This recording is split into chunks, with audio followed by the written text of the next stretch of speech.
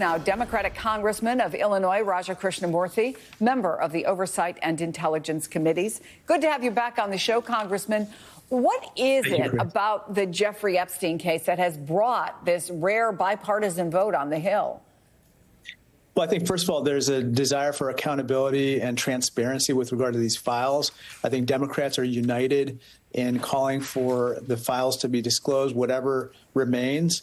And a lot of Republicans, I think the majority of Republicans would probably side with that. But there's another reason in addition to this, which is that this particular issue has brought legislative business to a standstill. You know, our constituents are clamoring to make sure that the government remains open, that various bills get passed so that they receive their assistance, whether it's health care assistance or otherwise. Educational assistance is now paused as well. And so this particular Jeffrey Epstein issue is getting in the way of all other legislative business. And our constituents want this to be resolved right now. They want the files to be disclosed. So Speaker Mike Johnson really tore into reports that he had adjourned the House early to avoid a vote on the Epstein files. And here's exactly what he said. There's no point in having a vote today because the administration is already doing everything within their power to release them. They've gone to the grand jury. They've requested the courts to unseal the documents so that they can be released. The president himself has said all credible evidence should be put out to the American people while protecting the innocent. Do you believe, Congressman, the House is doing everything it can? What is your role in all this? Well, the Oversight Committee did two things yesterday. One, it issued a subpoena for all remaining documents that have not been released, keeping in mind the conditions that you posted on air just a couple seconds ago, protecting victims, making sure child pornography is not released, and so forth. And the second thing is a subpoena for at least an interview of Ghislaine Maxwell. I don't know the details of how that will actually happen, but both of those subpoenas were issued, and so we're all looking forward to them being carried out. So Chairman Comer subpoenaed Epstein accomplice Ghislaine Maxwell for that deposition August 11th. My understanding is it will happen in Florida, where she is in prison. We know right now that she's in with Todd Blanche.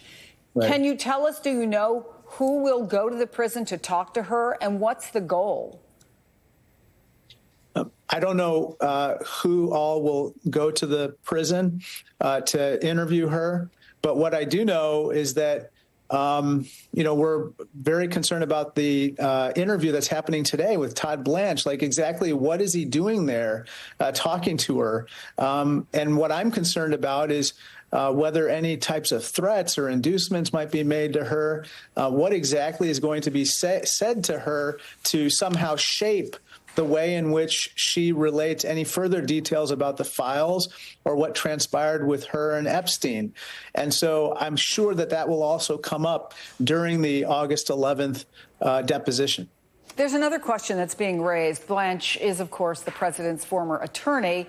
And here's what he said to Maxwell's attorney on his podcast last year. David, in all seriousness to you, I know a lot of people that have worked with you. I know a lot of people who know you very well. I now consider you a friend and someone who I know pretty well. You are by far the best out there, and I'll always say yes to this podcast. Does that raise questions for you? Yeah, I don't know what exactly is going to transpire in this particular interview when the attorneys are so close, as you mentioned, as you showed in that particular clip. And, Ghislaine Maxwell's one desire right now is to get out of jail. That is her one desire, among other things. And so what is exactly going to be done today with regard to that, because I'm sure that her attorney and her are going to be pursuing that. And what is Donald Trump, through his attorney, the Deputy Attorney General, going to say in response? Time will tell. The meeting ongoing right now, as far as we know. Congressman Krishnamoorthi, thank you. Appreciate it. Thank you, Chris.